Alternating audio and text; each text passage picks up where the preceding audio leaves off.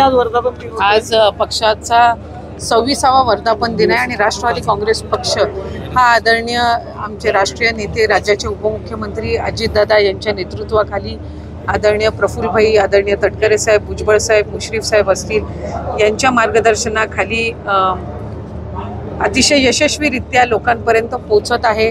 यश त्याला आम्हाला या पक्षाला मिळत आहे आणि पुढच्याही कालावधीमध्ये कार्यकर्ता म्हणून संघटनात्मकरित्या अधिकाधिक मजबूत करण्याचा प्रयत्न हा आम्ही निश्चितपणाने करणार आहोत। जयंत पाटील यांनी त्या वर्धापन दिनामध्ये पण सांगितलं की नवीन चेहऱ्यांना संधी देण्याची खूप गरज आहे। अनेक वर्षांपासून ही सहल आज त्यांच्या मनातून बाहेर आली।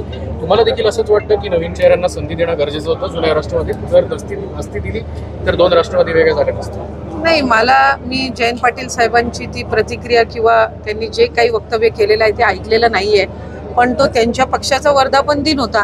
प्रत्येक पक्षाची आपापल्या पद्धतीने एक संघटनात्मक रचना असते, एकंदरीत जे काही प्रोटोकॉल्स असतात किंवा पक्षाला कुठल्या गोष्टीला प्राधान्य द्यावं या संदर्भातल्या आपापल्या पक्षाचे वेगवेगळे निर्णय असतात आणि त्यांनी कुठल्या याच्यानी त्यांच्या पक्षाच्या वर्धापन दिनानिमित्त ते मनोगत व्यक्त केलं हे मला खरं माहीत नाही।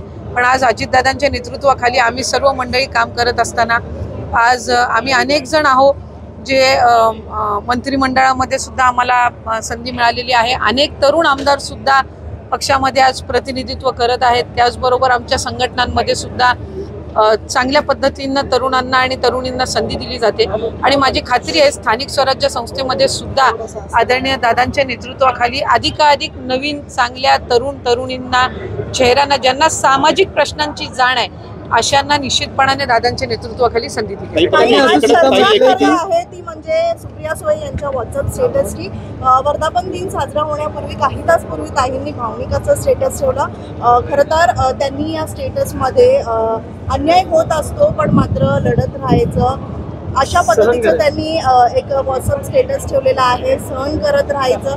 मात्र ह्या स्टेटसच्या माध्यमातून आपल्याला काय प्रतिक्रिया देण्याची? मला असं वाटतं त्यांचं परत स्टेटस कुठल्या रेफरन्सनी आहे मला माहीत नाही।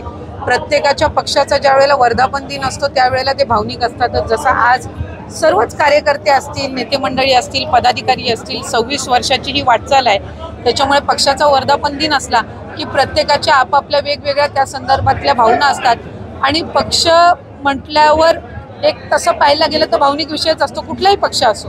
म्हणजे आज मी एका पक्षाची कार्यकर्ता म्हणून काम करत आहे, त्या एका पक्षाचं त्या ठिकाणी नेतृत्व करत आहेत, आणखी दुसरे पक्ष सुद्धा आज या ठिकाणी आहेत। त्यामुळे पक्ष म्हटला आणि पक्षाचा झेंडा हातात आला की भावनिक होणं स्वाभाविक आहे। एकीकडे लक्ष्मण हाके हे मंडळात करून राष्ट्रवादीसाठी आज काळा दिवस आहे, त्यांच्या या भूमिकेकडे कसं पाहता? मला वाटतं मी काही फारसं काही महत्त्व त्याला देत नाही, कारण आज अजितदादांच्या नेतृत्वाखाली लोकांच्या प्रश्नांना सकारात्मकरित्या सोडवण्याचा आम्ही प्रयत्न करत आहोत।